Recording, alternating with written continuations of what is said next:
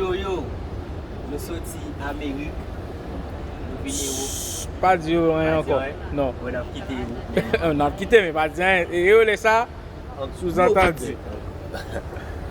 Ok. Like men pas vle me dire qui côté nous aller. Non, pas faire ça. Regardez. Un gros bout de bête.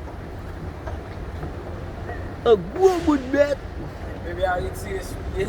Paraissez lever pour vous éclairer. Istanbul, Turkish.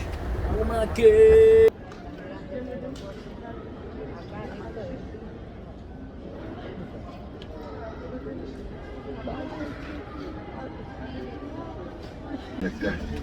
Hepinize güzel bir gün diliyorum. Teşekkür ederim. Good evening, ladies and gentlemen. Welcome to Captain speaking. On today your captain son, Captain Süleyman Memiş, Captain Kadir Engin Cingöz, Captain Volkan Yavaş. Our flight time will be 5 minutes. The report is ready to Persian Singapore Airport. Partiklerde temperature is just 26 degrees Celsius. Have a nice flight, thank you. Olmak üzere yetki verilmeyen maddelerin tüketilmesi, bulundurulması veya ticaret faaliyeti suçtur.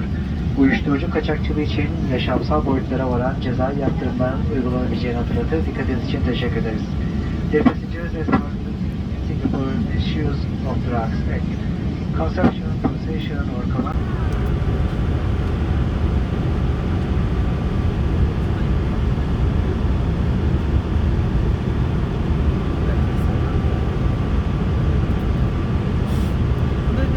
Essa vidéo en face d'un dessin.